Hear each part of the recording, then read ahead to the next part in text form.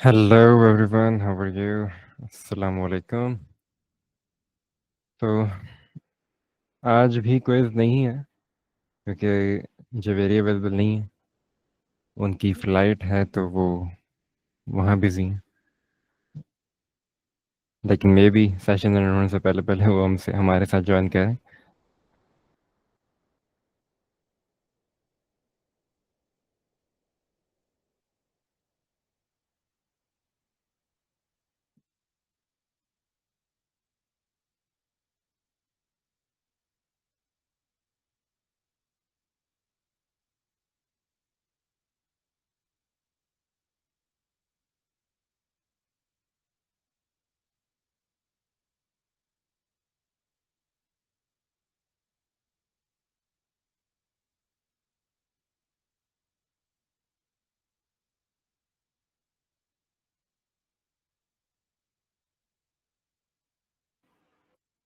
मैं अल्हम्दुलिल्लाह बिल्कुल ठीक।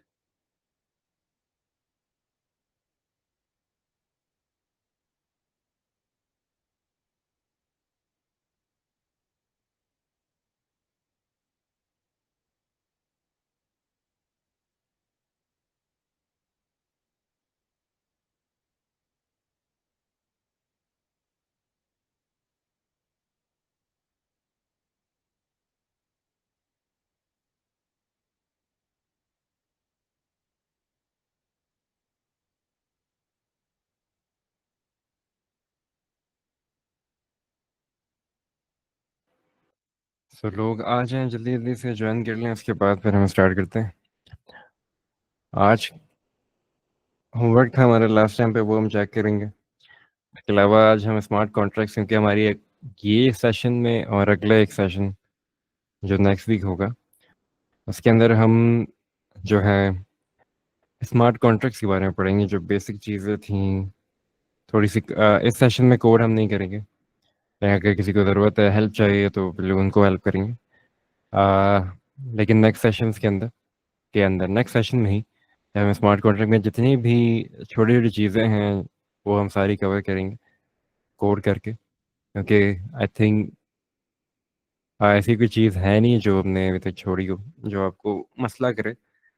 लेकिन अब कुछ छोटी छोटी चीज़ें हैं, जो छोटी छोटी तो नहीं बोलूँगा, बहुत बड़े टॉपिक्स हैं। जैसे कि मल्टी सिग्नेचर वॉलेट्स क्या होते हैं, ये एटॉमिक ग्रुप्स क्या होते हैं, उसके अलावा वो काम कैसे करते हैं, इवन के बनते कैसे हैं, तो ये है। लेकिन उससे पहले, उस सेशन से पहले आप लोग का आई थिंक जवेरे का एक सेशन होगा। आई थिंक हाँ, अगला सेशन इसके बाद जो होगा वो रिव्यू वीक होगा बेसिकली।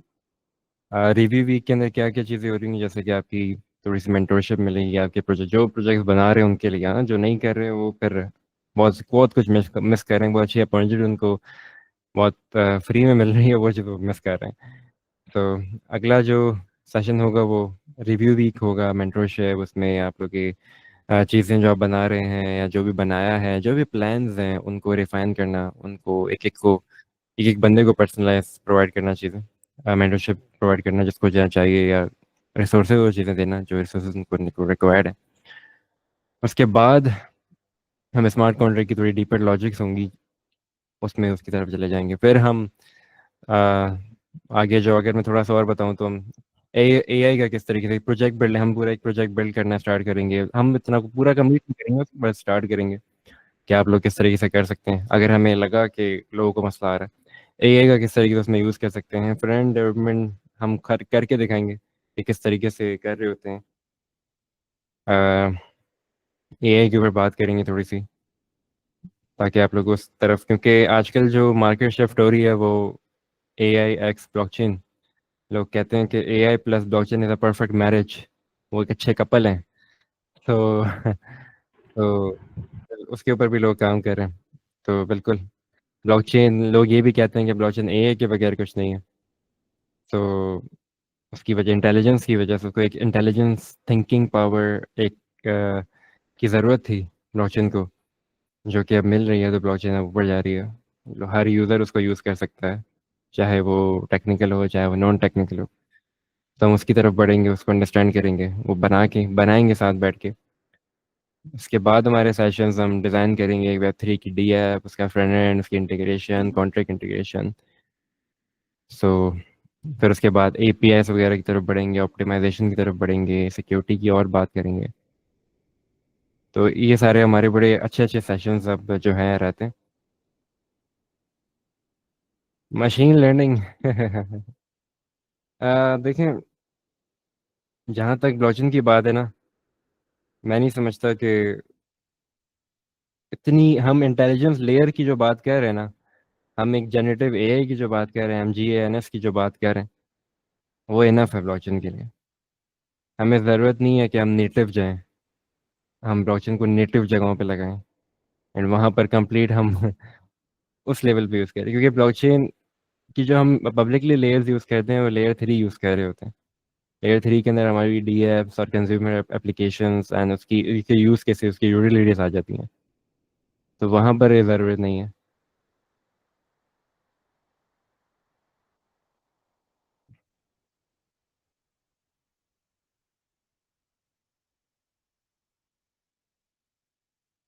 सो जब तक लोग ज्वाइन कर रहे हैं, ओके, तो एक्सेप्ट कौन कर रहा है? एक्सेप्ट जो भी कर रहा है स्टूडेंट्स को, वो काइंडली एक्सेप्ट कर ले यार। वेट कर रहे हैं लोग 10 के अंदर। यस मोहित, बोले। लास्ट क्लास थोड़ी रिकैप कर देंगे, जी मेनली जी, मिस हो उसी गई थी। उसी की तरफ आ रहे और वो हैं लास्ट। रिकॉर्डिंग भी नहीं अपलोड हुई थी, मैं इंतजार करता था। बस वो हो जाएगी। असल में देखें, ये सारे काम जो है एडमिन ये जवेरे वगैरह हैंडल कर रहे होते हैं ना, तो वो थोड़ी सी बिजी हुई हुई थी। पहले मैं इस्लामाबाद की चक्कर लगे थे, उनके लग रहे हैं। तो बस अब आज कल तक आप लोग को सारी चीज़ें मिल जाएंगी, रिकॉर्डिंग्स वगैरह जो भी है, अपडेट्स उस साइड के ऊपर। ठीक हो गया। यप। अच्छा, रिकैप की तरफ अगर बढ़ें, तो रिकैप हमारा ये था कि लास्ट क्लास में हमने जो अंडरस्टैंड किया था, वो हमने टैग स्टैक के बारे में थोड़ा पढ़ा था कि जब हम एक डीएप बना रहे हैं ब्लॉकचेन और वेब 2, एक वेब 3 की चाहिए, वेब 3 की एप्लीकेशन किस तरीके से बनाया जाए। तो हमने वो चीज़ें पढ़ी थी। उसमें बेसिक चीज़ जो हमारी होती है टैग स्टैक सिलेक्शन होती है। हमने उसके बारे में पढ़ा था कि यार हाउ टू सेलेक्ट, कि हमें क्या टैग यूज़ करना है अपनी प्रोडक्ट बनाने में। फ्रंट साइड हमने क्या करना है, बैकएंड साइड क्या करना है, डेटाबेस साइड क्या करना है, बैकएंड के अंदर ये ब्लॉकचेन हमें किस तरीके से करनी है। तो ये था। आज भी हम उसकी बात करेंगे थोड़ी सी। आज हम ये देखेंगे कि यार एक्चुअली एक फ्लो होता क्या है बेसिकली, एक पाइपलाइन क्या होती है जब हम एक फ्रेंड से या किसी स्मार्ट कॉन्ट्रैक्ट के ऊपर चीज़ें फ्रेंड से किस तरीके से हैंडल कर रहे होते हैं। तो लास्ट टाइम हमने ये बात कही थी यार कि हम सिर्फ स्मार्ट कॉन्ट्रैक्ट तो नहीं दे सकते अपने, क्या कहते हैं, यूज़र्स को। हाँ भाई, ये स्मार्ट कॉन्ट्रैक्ट ले पढ़, अब जो तूने करना है कर। तो वो भाग जाएगा, बोलेगा भाई ये क्या चीज़ है। इससे अच्छा मैं अपनी पीएचडी कंप्लीट कर लूँ जाके। अच्छा, तो या तो ये हमारा लास्ट सेशन था। तो उसी का ही अपग्रेड वर्जन आज हम थोड़ा सा पढ़ेंगे, जैसे कि यार फ्रंट एंड में बेसिकली काम कैसे हो रहा होता है, कैसे चीज़ें बैकएंड पे जाती हैं, और किस तरीके से स्मार्ट कॉन्ट्रैक्ट एक्ट कर रहे होते हैं। एंड उसके बाद हमारा सबसे बड़ा टॉपिक, सबसे स्ट्रॉन्ग टॉपिक जो है स्मार्ट कॉन्ट्रैक्ट का, जो सबसे अच्छा पार्ट है ब्लॉकचेन में, जिस सारी ज़रूरत है, सिक्योरिटी। आपने सिक्योरिटी कैसे मेंटेन करनी है, क्योंकि आप में से कुछ लोग जो हैं आगे इसको यूनिकॉर्न बना रहे होंगे अपनी प्रोडक्ट के पास, इंशाल्लाह यूजर्स होंगे, कमा रहे होंगे अंधा पैसा, वो ब्लॉकचेन के ऊपर मिंट हो रहा होगा। तो उस पैसा को, उस यूजर्स के मनी को हमें कंट्रोल भी करना है, उसे सिक्योर भी करना है। क्योंकि ब्लॉकचेन में एक दफ़ा चीज़ गई तो वो गई, वो चीज़ दोबारा नहीं आती। ठीक है, वो बहुत बड़े बड़े लॉस होते हैं क्योंकि यहाँ फाइनेंस के साथ हम खेल रहे होते हैं इन दी एंड। ठीक है, या किसी ना किसी किस्म के इंपॉर्टेंट डेटा के साथ हम खेल रहे होते हैं। तो वो गया तो गया। तो ये वाली बात है। तो वही चीज़ें, अगर किसी के कोई सवालात हैं यहाँ पर लास्ट सेशन से, या कुछ भी कोई भी कोई मसला आ रहा है, या तो फिर मुझे बताएं, फिर हम होमवर्क की तरफ बढ़ते हैं।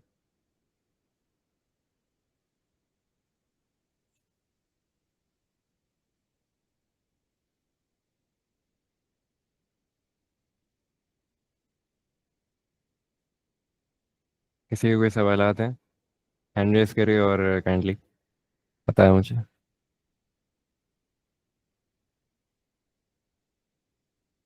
यस, यस नमन। अस्सलाम वालेकुम सर।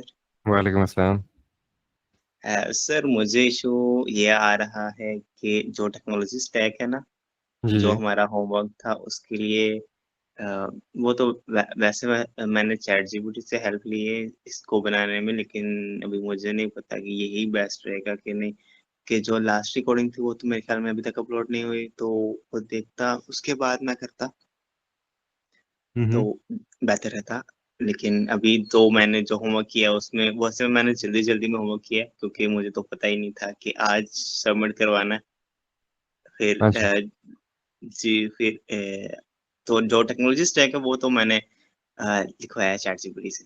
बाकी मैंने खुद किया अभी चैट उसमें हेल्प कर दें मेरा टेक्नोलॉजी स्टैक। टेक्नोलॉजी स्टैक चलें, ठीक है, हमारे पास थोड़ा सा हम 15 मिनट लेते हैं। अगर किसी के हाथ हैंड रेज करेंगे, किसी किस तरीके के मसले हैं कि यार हमें भी टेक्नोलॉजी स्टैक समझ नहीं आ रहा कि हम क्या यूज़ करें। किसी ने आज मुझे कुछ लोगों ने भेजे भी थे बना के, उनको मैंने बता सजेशन भी दी थी कि यार ये चीज़ें मत यूज़ करो, ये यूज़ कर लो। तो अगर अभी किसी के हैं, या कोई मसला नहीं है, आज हम बता देते हैं। जिसने थोड़ी बहुत मेहनत की है, जिसको कुछ सवालात हैं, जो कहीं फंसा हुआ है टेक स्टैक के अंदर, तो वो आज हम रिव्यू कर लेते हैं, उसको ठीक कराते हैं। नेक्स्ट नेक्स्ट क्लास तक आप लोग फिर अपने अपने होमवर्क्स, नेक्स्ट क्लास तक क्या, फिर हम एक गूगल लिंक आकर प्रोवाइड कर देंगे, उसमें आप सबमिट करवा दीजिएगा। सही है। लेकिन अभी किसी को मसले हैं ना, तो मुझे बताएं, मुझसे पूछ लें कि टेक स्टैक हम किसे सिलेक्ट करें, क्या मसले आ रहे हैं। चैट में लिख दें, हम अपना आपको अनम्यूट कर दें, लेकिन one by one.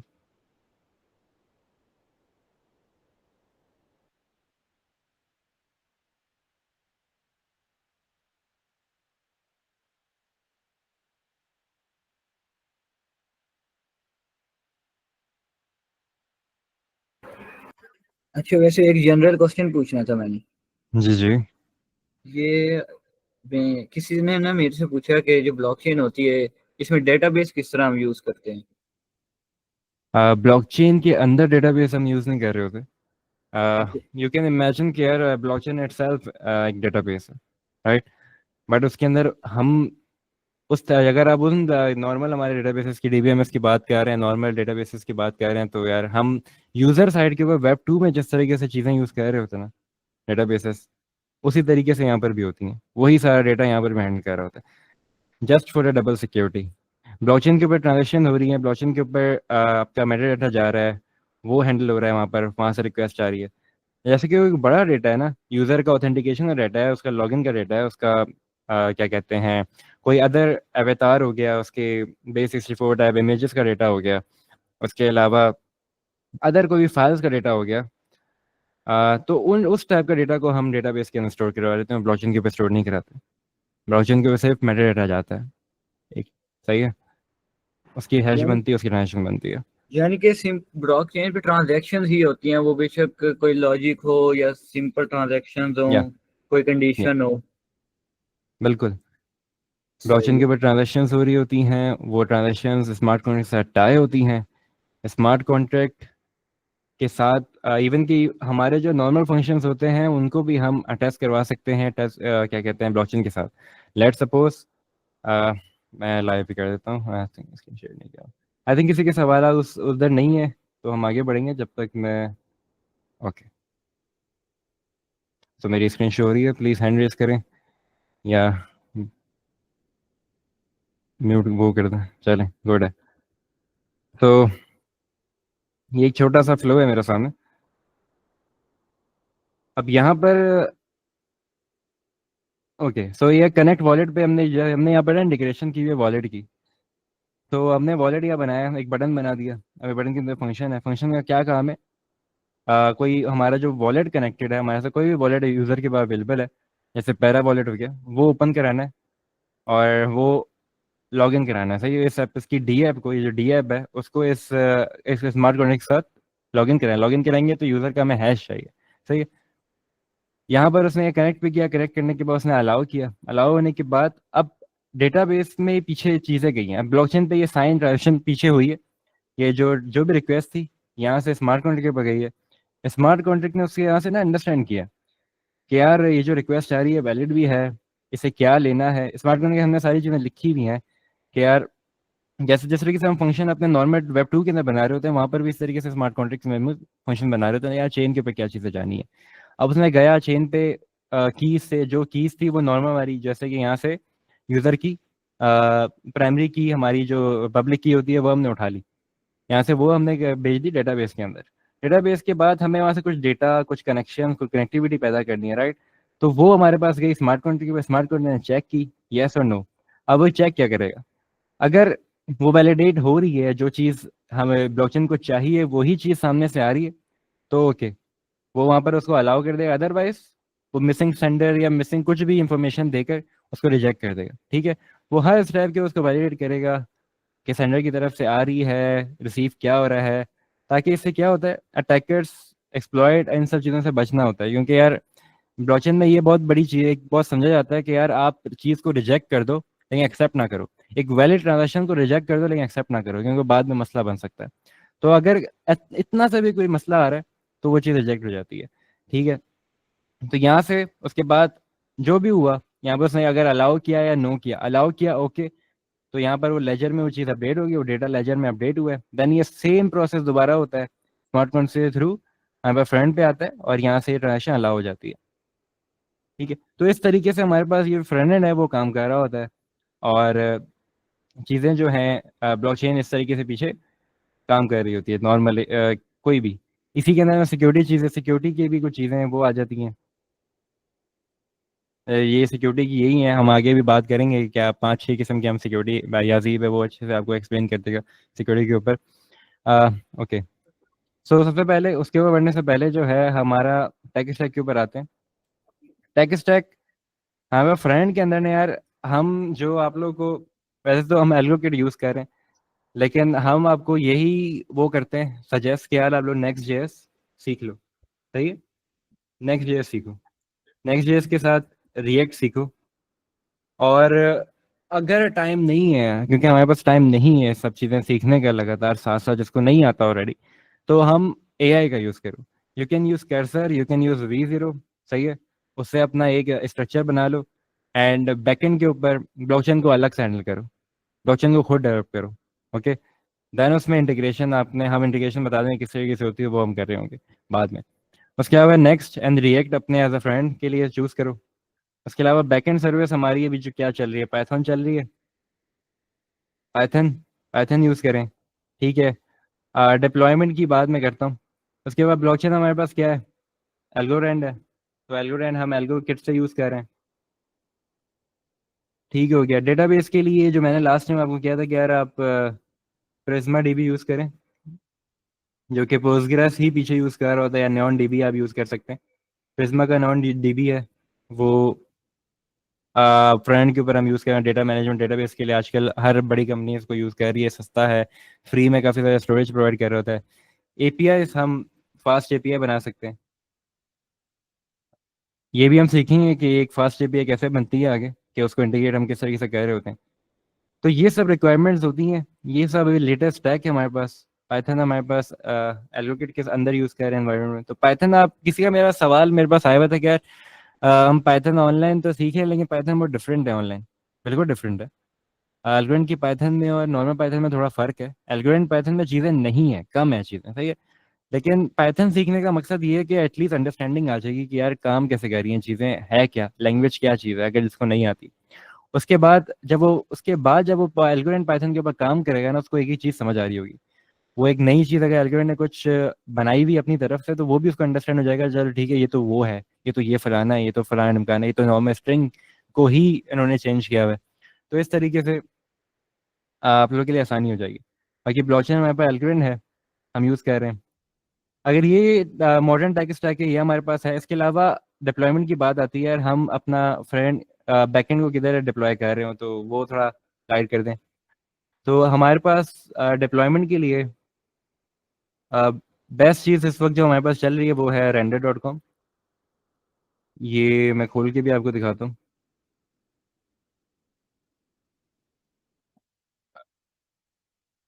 Okay, so render है। रेंडर आप लोग का बैकएंड जो है ये डिप्लॉय कर देगा, बहुत आसान है। न्यू लोग जो हैं जिनको बहुत मुश्किल होती है AWS, उनको समझ नहीं आएगा, क्योंकि AWS सीखने के लिए आपको, हमने याद है बैक इन 2018 में नया नया AWS हमने सीखने लगे थे, तो 52 आवर्स के हमने कोर्सेज किए थे उस वक्त सिर्फ अंडरस्टैंड करने के लिए चीज़ें।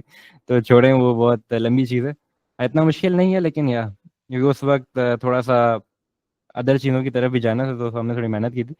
अब थोड़ा आसान हो गया डिप्लॉयमेंट वगैरह करना है, इंस्टेंट बनाना चीज़ें। सो या ये रेंडर है हमारे पास। सो रेंडर्स जो है आप यहाँ पर उसके ऊपर डिप्लॉय कर सकते हैं, बहुत सिंपल है। ये आपको नोड की कोई एप्लीकेशन है, आपकी पाइथन की कोई एप्लीकेशन है, वो यहाँ पर अच्छे से आप लोग जो है डिप्लॉय कर सकते हैं। तो ये रेंडर हो जाती है। उसके बाद अलावा अगर आपने प्रोडक्शन लेवल पे ऊपर जाना है तो बिल्कुल हमारे पास AWS है, उसके अलावा डिजिटल ओशियंस प्रोवाइड कर रहा होता है। तो लेकिन वो सब प्रोडक्शन लेवल पे, नॉर्मल लेवल के ऊपर render.com हमारे लिए अच्छा है। बाकी अगर फ्रंट की डिप्लॉयमेंट की बात करें तो आप फ्रंट एंड जो है ये आप डिप्लॉय कर सकते हैं किधर, वर्सल के ऊपर। वर्सल, अगर कोई ऑलरेडी डेवलपमेंट बैठा हुआ है तो उसको पता होगा वर्सल क्या है। वर्सल हमें CI बिल्कुल गिटहब के साथ आपके कनेक्ट हो जाता है। आपके विजुअल स्टूडियो में आप जो भी चेंजेस करेंगे वो आपके गिटहब पे अपडेट होगा, और गिटहब से आपके वो वर्सल पे जाएगा। वर्सल जो है इस प्रोजेक्ट को होस्ट करेगा फ्री में। आपको मतलब ज़रूरत नहीं है कि आप जाके कोई डोमेन खरीदें, डोमेन के ऊपर प्रोजेक्ट को लाइव करें। तो वर्सल आपका डेवलपमेंट पीरियड के अंदर हेल्प कर देता है। वर्सल को एक्सेस करने के लिए बिल्कुल वर्सल.com है। ये आपका फ्रेंड जो है वो इधर, इसकी काफ़ी सारी चीज़ें हैं, AI की सपोर्ट भी है, मल्टीपल चीज़ें हैं, तो आप इसको यूज़ कर सकते हैं। और 1 क्लिक 2 क्लिक वाली डिप्लॉयमेंट इधर होती है, रेंडर पे 1 क्लिक 2 क्लिक पे डिप्लॉयमेंट हो रही होती है, तो आप इसको ये भी यूज़ कर सकते हैं। सही हो गया। तो हमारे पास डिप्लॉयमेंट्स के लिए, फ्रंट डिप्लॉयमेंट के लिए वर्सल है, बैकएंड में पाइथन, बैकएंड के डिप्लॉयमेंट के लिए आप render.com यूज़ कर सकते हैं।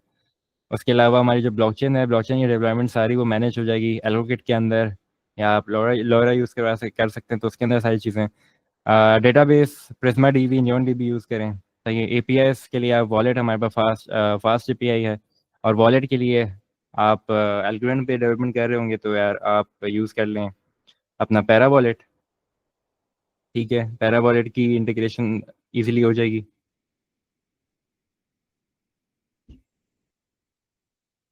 यस, किसी का सवाल है? फ्रंट एंड अलग डिप्लॉय करेंगे, बैक एंड अलग, फिर इनको कनेक्ट करेंगे। हाँ जी, बिल्कुल। जो हम अगर प्रोफेशनल, क्योंकि हम चाह रहे हैं कि यार अगर प्रोटेक्शन लेवल पे चीज़ें सिखाएं तो फ्रेंड अब अलग बनाए। वैसे तो अभी जो चीज़ें हैं एल्गो किट के थ्रू हम बताएंगे कि एक साथ किस तरीके से बनाए, लेकिन अगर प्रोडक्शन लेवल पे हम डेवलपमेंट कर रहे होते हैं ना, तो कोशिश यही करें कि यार फ्रेंड एक अलग तरीके अलग बनाए, उसको अलगली डिप्लॉय करें, उसके सारे फंक्शन उसमें आप APIs के थ्रू कनेक्शन कर दें। फास्ट API के थ्रू हम उसमें कनेक्शन एंड टू एंड बना के बैकएंड और फ्रेंड को जोड़ देंगे। तो एक थोड़ा प्रोफेशनल, थोड़ा सा प्रोडक्शन लेवल के ऊपर ये चीज़ें कर रहे होते हैं, लेकिन अच्छा फाइनली। Algorithm hello. कुछ चीज़ें प्रोवाइड करता है। यस या फिर प्लीज। अच्छा, हेलो। बेसिकली जब जैसे प्रोडक्शन लेवल की बात हुई, जब हम प्रोडक्शन लेवल के ऊपर प्रोजेक्ट भी बिल्ड करते हैं इसमें एल्गो गिट के थ्रू, तो उसके अंदर भी वो प्रोडक्शन लेवल पे सिर्फ स्मार्ट कॉन्ट्रैक्ट देता है, आपको फ्रंट एंड नहीं देता। आपने ये भी देखा होगा, जब हम प्रोडक्शन लेवल पे लिखा हुआ आ रहा होता है प्रोडक्शन, अलग अलग जो 3 आपको स्टेप्स दिए जाते हैं कि 3 आपको चीजें दी जाती हैं कि आप तीनों में से किसी एक को सिलेक्ट करें। जब आप प्रोडक्शन लेवल पे सिलेक्ट करते हैं तो उधर भी आपको फ्रंट एंड नहीं दिया जाता, तो वहां पर भी सिर्फ और सिर्फ स्मार्ट कॉन्ट्रैक्ट की बात हो रही होती है।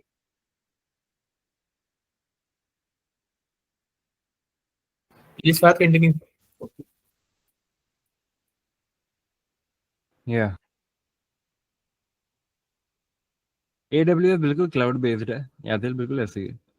उसके अलावा टेबुलर डेटाबेसेस, यार AI की थ्रू वेक्टर नहीं, वेक्टर इधर कोई काम नहीं है, क्योंकि हम यहाँ पर वेब 2 को कंप्लीट इंटीग्रेशन कर रहे हैं ना, यहाँ पर वेब 2 ही है एक तरीके की। तो हमें नॉर्मल टेबुलर डेटाबेसेस का ही हमारे पास चल रहा होता है,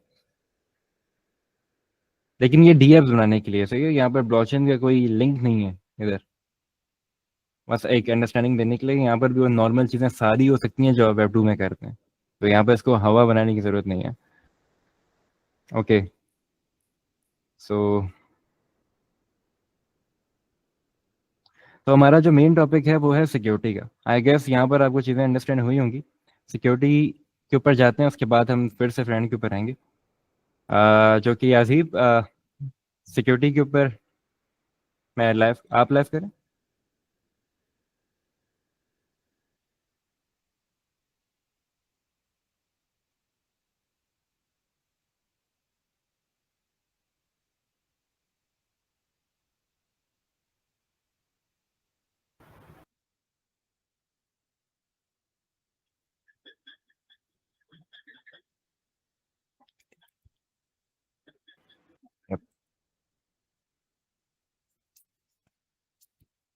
सो ओके,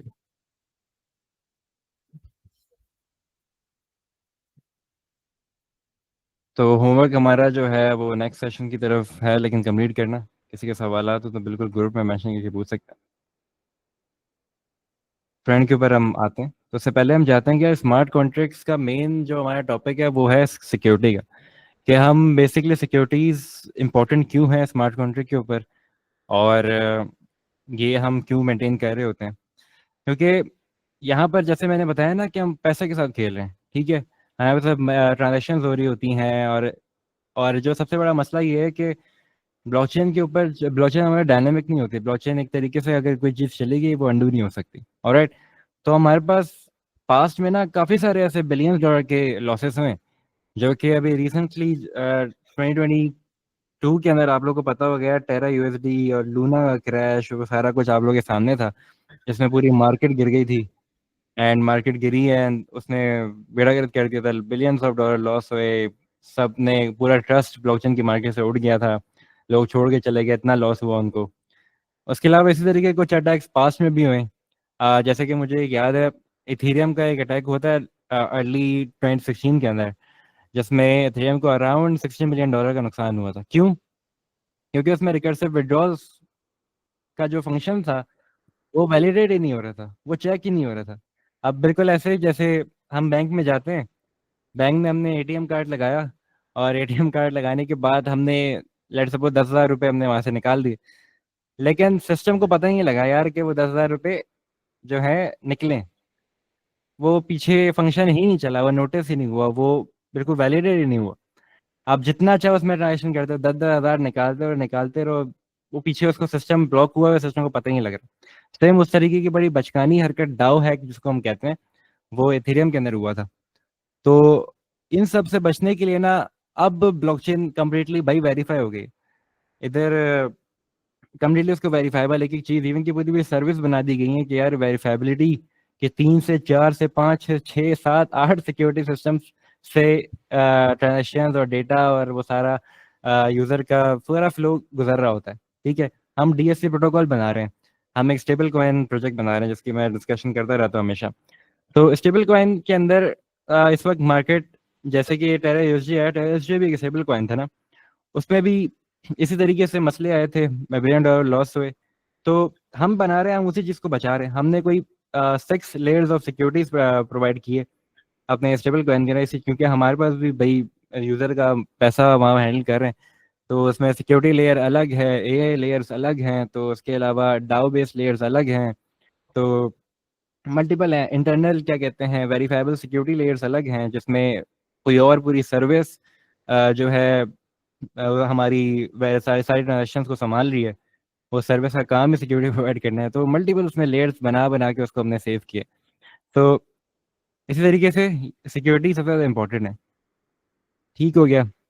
कुछ चीज़ें हैं जो कि अभी यासीर आपको और एक्सप्लेन करेंगे ऑन कि हमें किस तरीके से उनको मेडिकेशन, किस तरीके से हम बच रहे होते हैं, एंड क्या कॉमन रिस्क, क्या सी कॉमन सिक्योरिटी के रिस्क हमें फॉलो करने हैं, किस वजह से हो रहे होते हैं, कोड में हम क्या मसले कर रहे होते हैं जिसकी वजह से इस तरीके के सिक्योरिटी के मसले हमारे पास आते हैं, और हमने क्या उसको रोकना कैसे कोड के अंदर भी। तो ये सब चीज़ें। Yasir, are you ready?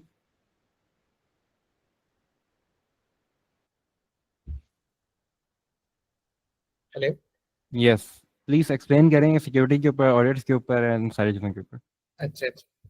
तो बेसिकली जैसे कि फाद ने बहुत अच्छे से एक्सप्लेन किया कि किस तरीके से स्मार्ट कॉन्ट्रैक्ट्स हैक हो जाते हैं। Some time billions of dollars के जो स्मार्ट कॉन्ट्रैक्ट वॉलेट्स होते हैं वो भी हैक हो जाते हैं। रिसेंटली हमने देखा कि बाइबिट का एक बहुत बड़ा हैक हुआ, अराउंड $1.4 बिलियन हैकर्स ने अटैक करके उनके लिए गए। अब वहां पर भी एक प्रॉब्लम हुई कि वहां पे जो उनके मल्टी सिप वॉलेट्स थे वो उस उन उन वॉलेट से जो है वो लोग अमाउंट ट्रांसफर कर रहे थे अपने हार्डवेयर वॉलेट्स के अंदर। इसके दरमियान उन्होंने हैकिंग अटैक किया कि वहां पर उन्होंने क्या किया कि जब वो जो उनके डेवलपर्स थे, जब वो फ्रंट एंड से ट्रांसफर कर रहे थे, तो उन्होंने जो यूजर एड्रेस डाला, तो उनको नजर तो वही आया कि इस यूजर एड्रेस के ऊपर हम, जो कि हार्डवेयर वॉलेट का एड्रेस था, हम यहाँ पे अमाउंट ट्रांसफर कर रहे हैं। लेकिन बैक एंड के ऊपर वो सब कुछ चेंज कर चुके थे जो हैकर्स थे। उन्होंने वहां से वॉलेट एड्रेस चेंज कर चुके थे, वो लोग सब कुछ चेंज कर चुके थे। जब उन्होंने उस बटन पे क्लिक किया तो 1.4 बिलियन डॉलर उन्होंने वहां पे लॉस किए। और वो जो पैसे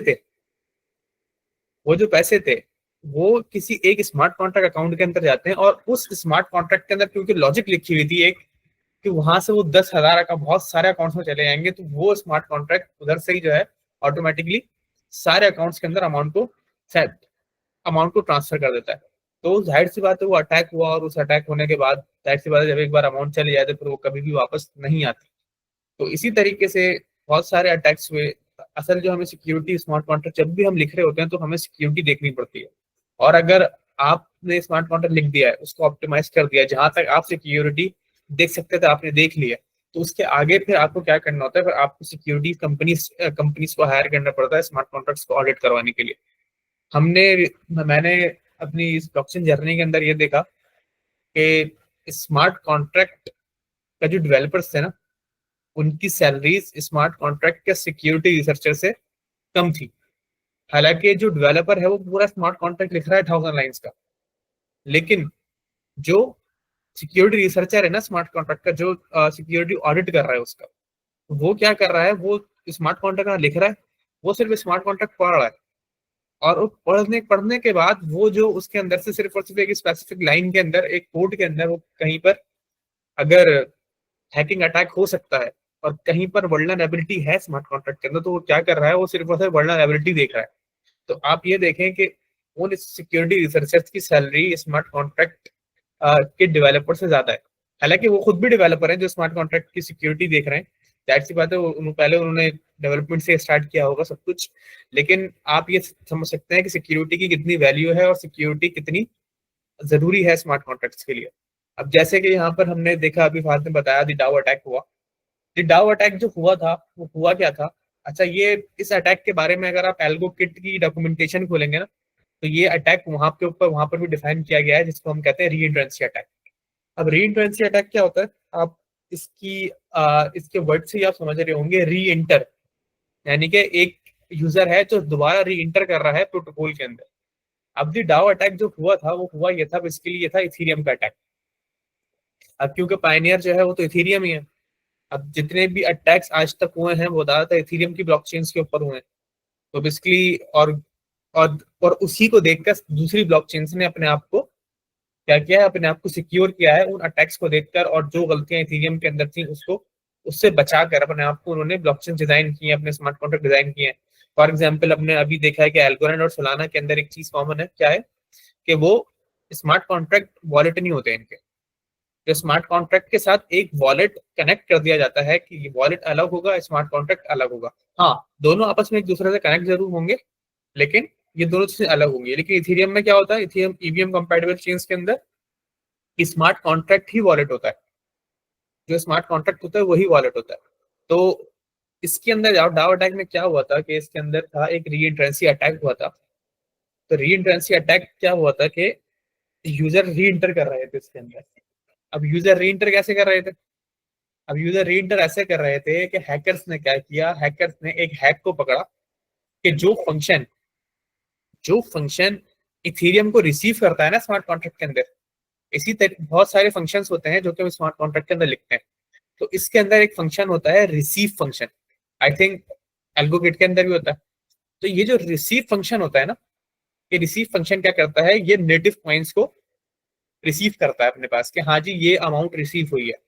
अब हो क्या रहा था कि जब वो अमाउंट को रिसीव कर रहा था ना, तो रिसीव करने पर वो मैप कर रहा था कि इतनी अमाउंट इस अकाउंट से आई है, इतनी अमाउंट इस अकाउंट से आई है। फॉर एग्जाम्पल एक इथेरियम जो है यूजर ए ने सेंड किया है, वन इथेरियम जो है यूजर बी ने सेंड किया है, वन इथेरियम यूजर सी ने सेंड किया है, वन इथेरियम यूजर डी ने सेंड किया। इसी तरीके से आप 100 यूजर आप लगा लें कि 100 यूजर्स हैं और हर यूजर ने एक इथीरियम को सेंड किया या फिर एक एल्गो को सेंड किया।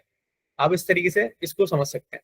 अब फॉर एग्जाम्पल अब हुआ क्या कि आपने जो डिपॉजिट किए थे स्मार्ट कॉन्ट्रैक्ट के अंदर वो किए थे 1 एल्गो, ठीक है। जो दूसरा यूजर था उसने भी 1 एल्गो डिपॉजिट किए थे, जो तीसरा यूजर था उसने भी 1 एल्गो डिपॉजिट किए थे। अब वहां पे री इंटेंसी अटैक हो कैसा रहा था?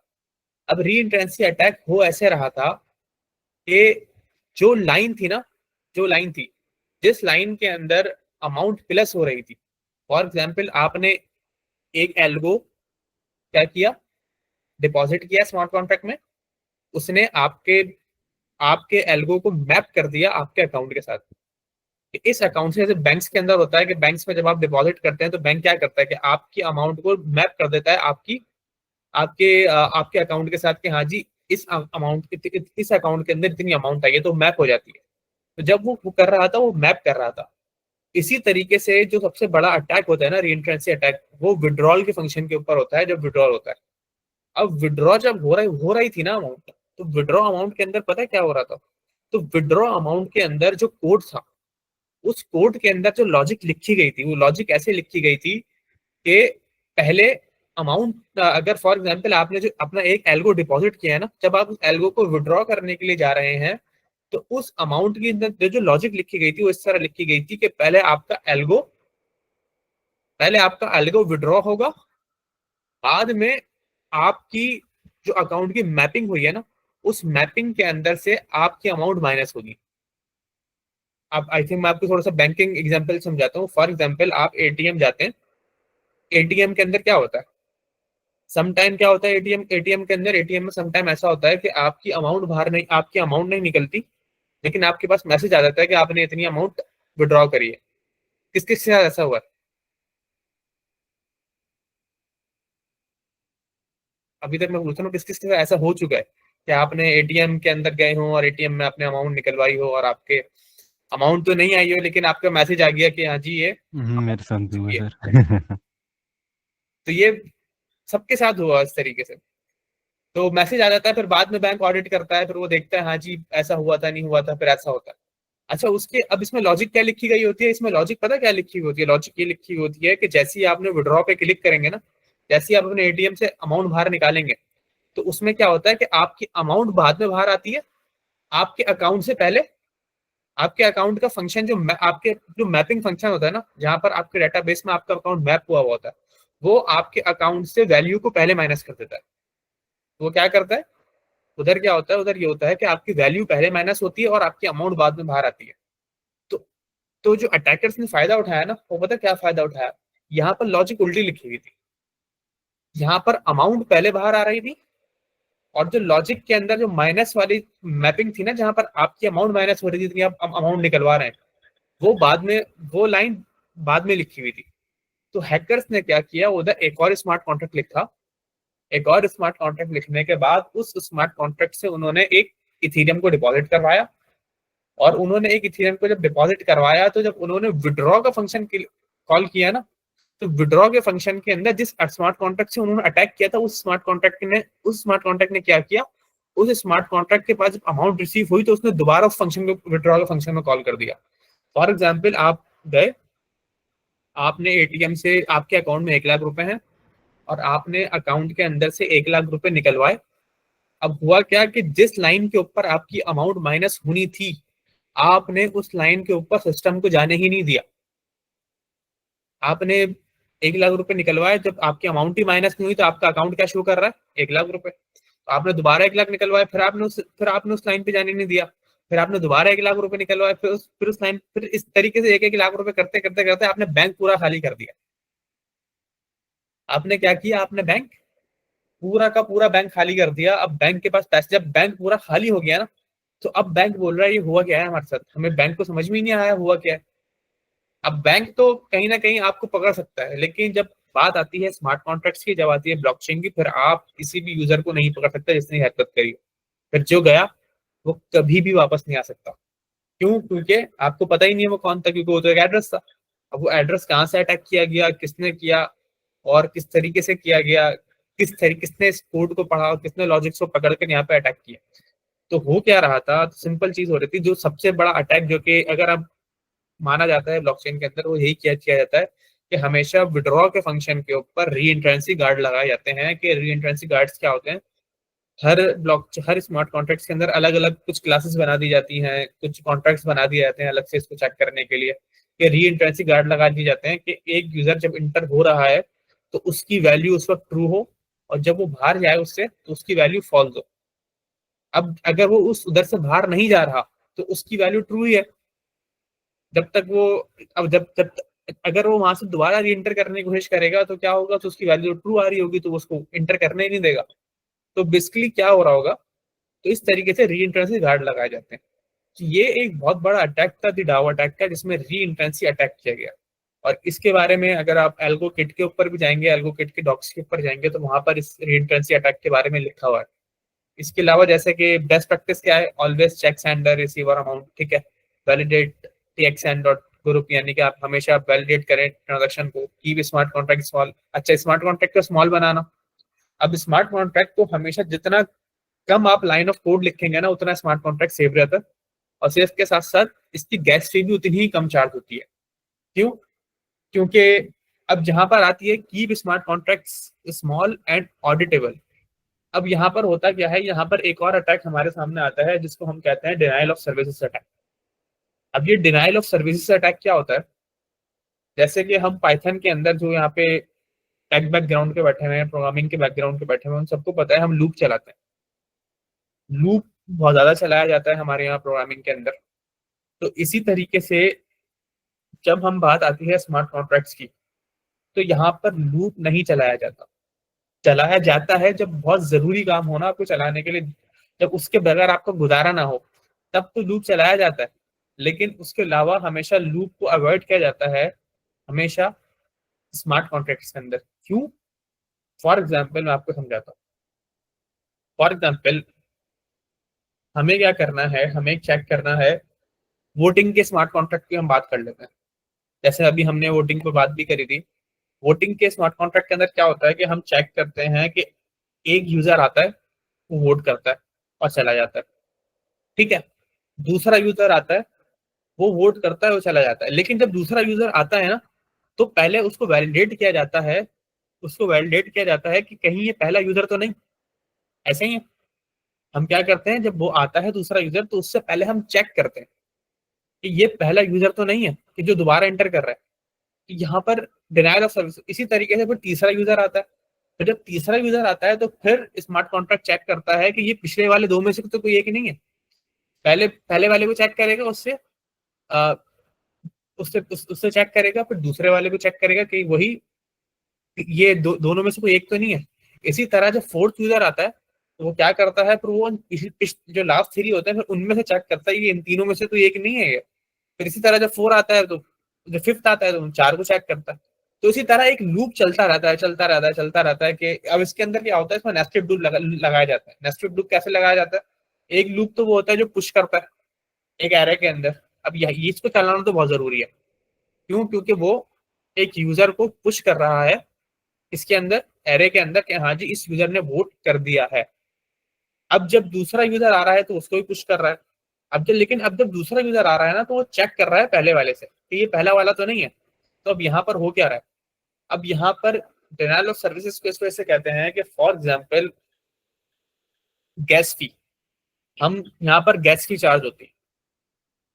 तो गैस फी चार्ज होने में होता क्या है कि जब यूजर जीरो, यानी कि जो जीरो इंडेक्स के ऊपर यूजर था, जो पहला यूजर था, जब वो आया तो उस वक्त वो आके डायरेक्टली इंटर हो गया प्रोटोकॉल के अंदर, उसने वोट कर दिया। अब यहाँ पर जो गैस फी चार्ज होनी थी नॉर्मल, वो गैस फी चार्ज हो गई। जब दूसरा यूजर आया, जब दूसरा यूजर आया तो हुआ क्या, दूसरा यूजर आने के बाद पहला यूजर चेक किया गया कि पहले यूजर दोबारा एंटर तो नहीं हो रहा। तो यहाँ पर क्या हुआ, यहाँ पर एक मर्तबा लूप चला। उसके बाद जब तीसरा यूजर आया, फिर पिछले दो को चेक किया गया, तो यहाँ पर क्या हुआ, यहाँ पर 3 मर्तबा लूप चला। इसी तरह जब चौथा यूजर आया, जब फोर्थ यूजर आया, तो वहां पर फिर चेक किया गया कि ये लास्ट 3 में से तो कोई नहीं है। तो यहाँ पर 3 मर्तबा लूप चला। अब हो क्या रहा है यहाँ पे, इसको हम कहते हैं डिनाइल ऑफ सर्विसेज अटैक। अब हो क्या रहा है यहाँ पे, हो ये रहा है कि कि जब फर्स्ट यूजर आया था तो नॉर्मल फी चार्ज हुई, जब दूसरा यूजर आया तो उस वक्त फी डबल हो गई। क्यों? क्योंकि एक मर्तबा लूप चला है और लास्ट वाला चला था। इसी तरह जब तीसरा यूजर आया तो फिर क्या हुआ, फिर दोबारा एक फिर तीन से मल्टीप्लाई हो गई थी। यानी कि एक मर्तबा चेक करने की अलग फी होगी, दो मर्तबा चेक करने की डबल फी, तीन मर्तबा चेक करने की ट्वाइस है, तीन मरतबा चेक करने के आप 3 से मल्टीप्लाई कर रहे हैं। फॉर एग्जाम्पल मैं आपको एग्जाम्पल के समझा रहा हूँ, वन एल्गो तो फी चार्ज नहीं होती। जब फर्स्ट टाइम एक यूजर एंटर हुआ तो उसको नॉर्मल फी चार्ज हुई, तो दूसरा यूजर एंटर हुआ तो फर्स्ट वाले को चेक करने के लिए वन एल्गो फी चार्ज हुई। तो ये पहले जैसा तो नहीं है। इसी तरीके से जब तीसरा यूजर एंटर हुआ तो फिर उन दो को चेक किया गया, पहले एक को चेक किया गया था, अब दो को चेक किया जा रहा है, तो अब 1 + 1 2 एल्गोस। इसी तरीके से जब चौथा यूजर एंटर हो रहा है तो अब तीन की अब जो है लास्ट 3 को चेक किया जा रहा है। तो एक मरतबा लूप चला, फिर दूसरी मरतबा फिर लूप चला, फिर तीसरी मरतबा फिर लूप चला, तो कितने एल्गोस की फी चार्ज हो गई? 3 यूजर्स। तो इसी तरीके से आप फॉर एग्जाम्पल अब लोग तो कम नहीं होते, लोग होते हैं कम से कम 1 करोड़ 2 करोड़ लोग, बहुत सारे लोग मिलियंस के अंदर बिलियंस के अंदर लोग वोट्स करते हैं। तो अब फॉर एग्जाम्पल किसी जगह के ऊपर 1 मिलियन यूजर है और 1 मिलियन यूजर जो है वोटिंग कर रहा है, तो अब जो 1 मिलियन के बाद यूजर आ रहा है ना, वो तो गया उसके अकाउंट, उसका तो अकाउंट ही खाली हो जाएगा। उसकी तो कोई फी चार्ज हो रही होगी, कोई $50,000 $60,000 के अंदर जाके उसकी फी चार्ज हो रही होगी, क्योंकि उसका लूप इतना चल रहा है, इतना चल रहा है, इतना चल रहा है। तो इसी वजह से इसके अंदर मैपिंग से कॉन्सेप्ट लाए गए, जिसके अंदर हम लोकल एक लोकल के नाम से एक क्या बोलते हैं डाटा टाइप है, जिसको हम यूज करते हैं मैपिंग के लिए एल्गोरिथम के अंदर। तो बेसिकली यहाँ पर हो क्या रहा है कि हमें इसको हम कहते हैं डिनायल ऑफ सर्विसेज अटैक, जो कि फी चार्ज कर करके लोगों के अकाउंट खाली कर देती है। तो मैंने इन 2 अटैक्स के बारे में आपको बताया, आप लोगों को इसमें क्या समझ में आया? मैं बेसिकली हम क्वेश्चन आंसर करते हैं थोड़े से, कि आप लोगों को अभी तक इसमें क्या समझ में आया है, और इसके आगे भी हम आगे चलते हैं अभी इसके बाद।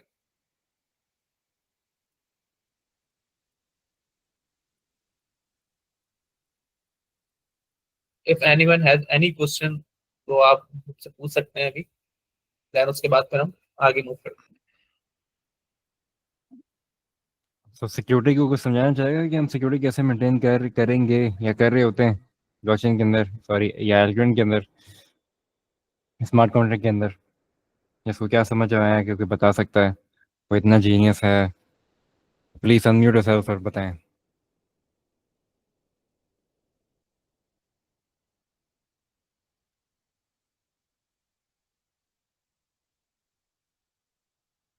अगर नहीं बताएंगे तो मैं नाम कॉल कर सकता हूँ मैं। अच्छा, रीएंट्रेंसी अटैक किसको समझ में आ गया? मैं आपसे ऐसे ही पूछ रहा हूँ, रीएंट्रेंसी अटैक किस किस को समझ में आया है कि उसमें क्या होता है? बस एक ही को समझ में आया?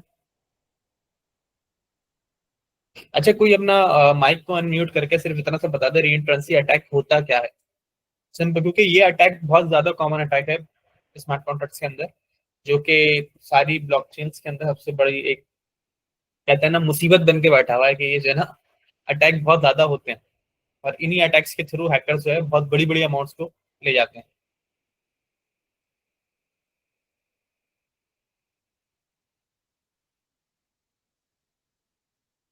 Please Farhan. So basically withdrawal के फंक्शंस पे इससे पहले कि वैल्यूज चेंज हो जो मैपिंग्स में होती हैं, मतलब कि एक बंदे के पास 1000 टोकन्स है और वो विड्रॉ कर रहा है, लेकिन उससे पहले कि वो चेंज हो वो दोबारा कॉल कर लेते हैं। तो इस तरह वो 2000 निकाल सकते हैं, अनलिमिटेड निकाल सकते हैं, जब तक कि वो प्रोटोकॉल को खाली ना कर दे। ये है रीएंट्रेंसी अटैक। ग्रेट ग्रेट, बहुत जबरदस्त आंसर है। और इसके अलावा denial of services? Denial of service attack like for loops वगैरह अगर बहुत ज़्यादा चले तो वो फिर यूज़र को सर्विस दे ही नहीं पाता स्मार्ट कॉन्ट्रैक्ट। यस, तो वो क्या करता है बेसिकली डिनायल? तो बेसिकली गैस गैस ग्रीफिंग इसको हम कहते हैं, मतलब गैस ही खाली करता रहता है यूज़र्स का यस, गैस फीस। वो गैस फीस चार्ज करता रहता है कि जब अगर आप 1 मिलियन यूजर के बाद कोई यूजर आ रहा है तो उसके तो सारी पैसे खत्म हो जाते हैं, उसके पास तो बचता ही नहीं है उसके पास, क्योंकि इतना लूप चल रहा होता है कि कुछ समझ में ही नहीं आता। तो इसी तरीके से अब इसके अंदर ही क्या लिखा हुआ है, keep smart not auditable test on local net before main net. हमेशा आप क्या करें, हमेशा आप क्या काम करें कि लोकल नेट के ऊपर सबसे पहले आप स्मार्ट कॉन्ट्रैक्ट को डिप्लॉय करें, वहां पर आप फी भी चेक करें कि स्मार्ट कॉन्ट्रैक्ट फी कितनी चार्ज कर रहा है आप वहां पे। अब यहाँ पर आप बात आती है टेस्टिंग की, कि हम क्या करते हैं, सबसे बड़ी जो चीज हम काम करते हैं जब हम स्मार्ट कॉन्ट्रैक्ट लिखते हैं तो उसके बाद हम क्या करते हैं, हम टेस्टिंग करते हैं स्मार्ट कॉन्ट्रैक्ट्स। अब टेस्टिंग के अंदर, टेस्टिंग खुद एक सिक्योरिटी है कि फॉर एग्जाम्पल हमने स्मार्ट कॉन्ट्रैक्ट लिख तो दिया, लेकिन अब सवाल ये पैदा होता है क्या स्मार्ट कॉन्ट्रैक्ट के जो हमने मेथड्स लिखे हैं क्या वो बिहेव उसी तरह कर रहे हैं जिस तरह हम चाहते हैं। सवाल ये है कि क्या ये उसी तरह बिहेव कर रहे हैं जिस तरह हम इनसे बिहेव करवाना चाहते हैं। तो उसके लिए हम क्या लिखते हैं, उसके लिए हम टेस्ट केसेस लिखते हैं। तो हम टेस्ट केसेस लिखते हैं, एक नॉर्मल टेस्ट केसेस होते हैं जो हम लिखते हैं कि हाँ जी ये चल रहा है, नहीं चल रहा, ठीक है ठीक है ठीक है चल रहा है। इसी तरीके से फिर हम टेस्टिंग की तरफ आगे बढ़ते हैं और ज्यादा मुश्किल टेस्टिंग आ जाती है, जिसके अंदर हम टेस्टिंग करते हैं स्टेटफुल फजिंग की, स्टेटलेस फजिंग की, फिर इनवेरिएंट टेस्टिंग करते हैं। अब इनवेरिएंट टेस्टिंग के अंदर क्या होता है, अब वहां पे टेस्टिंग के अंदर ये काम होता है कि वो इनवेरिएंट को टेस्ट करता है एक एक मैक्सिमम लिमिट तक। अब फॉर एग्जांपल मेरे पास, मैं आपको समझाता हूँ इस तरीके से, मेरे पास एक बैलून है। अब वो बैलून मुझे क्या करना है, मुझे चेक करना है कि वो बैलून मैं फाड़ सकता हूँ या नहीं। तो अब मैं क्या करूंगा, फॉर एग्जाम्पल मैं आया, मैंने उसके ऊपर पानी डाल के चेक किया, वो नहीं फटा। मैंने उसको एक तरीके से किसी फायर यानी कि एक आग के ऊपर रख के देखा, मैंने, वो नहीं फटा। मैंने इसी तरीके से फिर तीसरा काम किया, वो नहीं फटा। फिर मैंने चौथा काम करके देखा, वो नहीं फटा। फिर मैंने बहुत सारी चीजें करी करी करी करी करी करी यहाँ तक के एक लेवल पर आके वो फट गया। तो अब मैं क्या कहूंगा कि हाँ जी ये जो बैलून है ये इस चीज पर आके फट रहा है और इस चीज पर आके अपने इन्वेरिएंट को ब्रेक कर रहा है। तो इसी तरीके से टेस्टिंग के अंदर एक और चीज होती है जिसको हम कहते हैं इन्वेरिएंट टेस्टिंग। अब इन्वेरिएंट टेस्टिंग क्या काम करती है, वो क्या करती है, वो ऑटोमेटिकली चलती है जब हम इन्वेरिएंट के टेस्ट केसेस लिखते हैं। जब इन्वेरिएंट के टेस्ट केसेस लिखते हैं तो उसके अंदर होता क्या है कि हम बेसिकली जो टेस्टिंग होती है ना, फॉर एग्जांपल एक कोड लिखा हुआ है। अब एक कोड के अंदर लिखा हुआ है कि इस कोड के अंदर जो रिटर्न है वो कभी भी 0 नहीं आना चाहिए। फॉर एग्जाम्पल एक कोड लिखा हुआ है, एक मेथड लिखा हुआ है स्मार्ट कॉन्ट्रैक्ट के अंदर, और उस स्मार्ट कॉन्ट्रैक्ट के मेथड का जो इन्वेरिएंट है वो क्या है कि इस स्मार्ट कॉन्ट्रैक्ट के अंदर कभी भी इस मेथड से 0 वैल्यू रिटर्न नहीं होनी चाहिए। तो अब फॉर एग्जाम्पल, और उसके अंदर जो अलग अलग वैल्यूज जा रही हैं, वो स्मार्ट कॉन्ट्रैक्ट क्या कर रहा है, मेथड जो है उसका आर्गुमेंट अलग अलग वैल्यूज को ले रहा है। अब जब वो अलग अलग वैल्यूज को ले रहा है तो हम तो सारी वैल्यूज नहीं दे सकते, हम, कि हमारे पास इतना टाइम नहीं है। तो उस वक्त हम क्या करते हैं, इनवेरिएंट टेस्ट लिखते हैं। जब इनवेरिएंट टेस्ट हम लिखते हैं तो इनवेरिएंट टेस्टिंग के अंदर वही वाली बात, वो इनवेरिएंट टेस्ट क्या करता है कि वो उसको इतनी वैल्यूज देता है, इतनी वैल्यूज देता है, इतनी वैल्यूज देता है कि वो अनलिमिटेड उसको वैल्यूज देता है, कि जब तक उसको वैल्यूज देता रहता है जब तक वो किसी ना किसी पॉइंट पर आके ब्रेक नहीं हो जाता। अगर वो ब्रेक नहीं होता तो वो टेस्ट को पास कर देता है, लेकिन वो उस हद तक उसको वैल्यूज देता है कि हाँ जी, फिर वो आपको आके बताता है कि इस वैल्यू के ऊपर आकर ये वैल्यू ब्रेक हो रही है। तो इसी तरीके से अगर हम फॉर एग्जांपल अगर फॉर एग्जांपल हम एक स्टेट वेरिएबल है, उसकी वैल्यू है 2, ठीक है, और नीचे एक मेथड लिखा हुआ है, वो मेथड क्या लिखा हुआ है, वो 2 को मल्टीप्लाई कर रहा है 2 से। वो जो ऊपर वाला स्टेट वेरिएबल है वो उसको कॉल कर रहा है, उस कॉल के साथ एक 2 को मल्टीप्लाई कर रहा है 2 से, और रिटर्न कर रहा है क्या चीज, रिटर्न क्या कर रहा है, रिटर्न कर रहा है जो भी वैल्यू आ रही है, ठीक है। अब उसी के नीचे एक और मेथड लिखा हुआ है जो कि 2 की वैल्यू को अपडेट, जो कि स्टेट वेरिएबल की वैल्यू को अपडेट कर रहा है। तो अब इनवेरिएंट क्या है फर्स्ट वाले ए मेथड का, जो कि मल्टीप्लाई कर रहा है 2 से, उसका इनवेरिएंट यह है कि उसकी अमाउंट जो है वो, उसकी जो वैल्यू है वो 0 नहीं आनी चाहिए। अब वो क्या करेगा, अब फॉर एग्जांपल जैसे ही इनवेरिएंट टेस्ट करेगा ना, तो इनवेरिएंट, अगर हम नॉर्मल टेस्ट केसेस लिखेंगे तो नॉर्मल तो हम सिंपल लिखेंगे टेस्ट केसेस। हमने टेस्ट केस लिख दिया, हाँ जी हमने एक वैल्यू भेजी और वो मल्टीप्लाई होकर हमारे वापस आ गई, तो ये सिंपल काम चल रहा है। तो इसी तरीके से, लेकिन इसी तरीके से अब नीचे जो मेथड है ना वो वैल्यू को अपडेट कर रहा है स्टेट वेरिएबल की। लेकिन जब इनवेरिएंट टेस्ट के ऊपर हम जाएंगे तो वो क्या करेगा, वो सारी वैल्यूज को भेजेगा और उसके जो नीचे के मेथड्स भी लिखे होंगे ना वो उनको भी कॉल करेगा। तो वो क्या करेगा, वो कॉल करेगा, फिर वो आपको आके बताएगा कि ये जो मेथड लिखा हुआ है ना जहाँ पे वैल्यू अपडेट हो रही है, अगर मैं इसकी वैल्यू 0 कर दूं ना, तब ये वाला जो है, जो ऊपर वाला मेथड है, ये इस मेथड की वजह से आपको 0 रिटर्न कर सकता है। क्यों? क्योंकि अगर इसने स्टेट वेरिएबल की वैल्यू 0 कर दी तो फिर क्या होगा, वो 0 से मल्टीप्लाई होगा तो 0 ही हो जाएगा। ये फॉर एग्जाम्पल के तौर पर है। तो वो क्या करेगा, वो सब चीजों को टेस्ट करेगा इनवेरिएंट टेस्टिंग को। तो इसी तरीके से test on local net before main net. तो बेसिकली क्या होगा, एक तरीके से जो हम टेस्टिंग करते हैं वो लोकल नेट के ऊपर ही करते हैं। तो उसके लिए हम लोकल नेट के ऊपर ही टेस्टिंग करेंगे, और बहुत सारे टेस्ट केसेस हैं, इनवेरिएंट टेस्टिंग है, फर्स्ट टेस्टिंग है। तो इस तरीके से हम टेस्ट लिखते हैं, टेस्टिंग करते हैं, ये सब चीजें हम करते हैं कि जो स्मार्ट कॉन्ट्रैक्ट है क्या वो उसी तरह बिहेव कर रहा है जिस तरह हम चाहते हैं। तो इसी तरीके से फिर हम आगे अगर हम जाते हैं तो फॉर्मल वेरिफिकेशन आ जाती है, यूज एल्गो की टेस्टिंग आ जाती है। तो फॉर्मल वेरिफिकेशन उसी उसी उन्हीं चीजों के अंदर आई थी, फर्स्ट टेस्टिंग वगैरह के अंदर। तो इस तरीके से सिक्योरिटी मैनेज होती है। तो इसी तरीके से हमारे पास ओवरफ्लो, अंडरफ्लो होता है, फिर ओरेकल्स की मैनिपुलेशन होती है। ओरेकल्स मैनिपुलेशन आप बाद में पढ़ेंगे जब हम आगे जाएंगे, जब आप स्मार्ट कॉन्ट्रैक्ट थोड़े अच्छे डेवलपर बन जाएंगे, तो उस वक्त ओरेकल्स किस तरह मैनिपुलेट करते हैं, किस तरह ओरेकल्स की जो है वैल्यूज अपडेट कर दी जाती हैं स्मार्ट कॉन्ट्रैक्ट के लिए। फॉर एग्जाम्पल एक इथीरियम है, एक फॉर एग्जाम्पल एल्गो की हम एग्जाम्पल ले लेते हैं। फॉर एग्जाम्पल एक अकाउंट के अंदर एल्गो डिपॉजिट हो रहा है और एल्गो की वैल्यू आ रही है $1। तो $1 के बिहाफ के ऊपर जो दूसरा टोकन मिंट हो रहा है वो क्या हो रहा है, वो भी $1 के एल्गोस के बिहाफ के ऊपर $1 के दूसरे टोकन मिंट हो रहे हैं। ठीक है, अब वहां पे जो हैकर्स क्या करेंगे, स्मार्ट कॉन्ट्रैक्ट के ओरेकल्स को हैक करेंगे। ओरेकल्स के सिस्टम को हैक करने के बाद वो एल्गो की वैल्यू भेज देंगे $5, ताकि वो मिंट कर सके 5 टोकन्स। तो इस तरीके से वो लोग ओरेकल्स की मैनिपुलेशन करते हैं। तो इसी तरीके से ओवरफ्लो अंडरफ्लो का कॉन्सेप्ट होता है UINT64। जिस तरीके से हम लाए ये ओवरफ्लो अंडरफ्लो से बचाने के लिए इसको लेकर आए थे। इस तरह से बिग इंटीजर है जो कि ओवरफ्लो और अंडरफ्लो से बचाने के लिए लाया गया था। तो इसी तरीके से बहुत सारे आगे हैक्स हैं, अटैक्स हैं, जो कि हम पढ़ेंगे वक्त के साथ साथ। सो आई थिंक क्लास का एंड टाइम हो चुका है, तो बाद या थैंक यू सो मच अजीब। तो आज हमारा जो था मेनली सिक्योरिटी की बात करें स्मार्ट कॉन्ट्रैक्ट के अंदर, इस तरीके से मेंटेन। तो यासीब ने काफ़ी अच्छे से आप लोगों को समझा दिया कि अगर किसी के यहाँ पर सवालात हैं kindly please raise your hand and ask. उसके अलावा आपको गिटहब रेपोज प्रोवाइड कर दी गई थी, आज दे दी थी। तो अगर किसी को गिटहब का नहीं पता तो वीडियो भी दी थी, तो वीडियो में बंदा उसको देख सकता है। एंड उसके अलावा जो है रेपो अगर किसी को नहीं मिले तो ग्रुप में प्रोवाइड हुई है, तो वो ज़रा ग्रुप देख लें। और रेपो अपडेट होती रहेगी, उसमें चीज़ें 1 मिनट में आपको बिल्कुल बताते हैं। रेपो अपडेट होती रहेगी। रेपो में जो पुराना जितना भी कोड हमारा गया है और अभी नई क्लासेस का जो डेटा है वो उसके अंदर आ जाएगा कुछ टाइम में, या कल तक या परसों तक, नेक्स्ट क्लास से पहले आ जाएगा।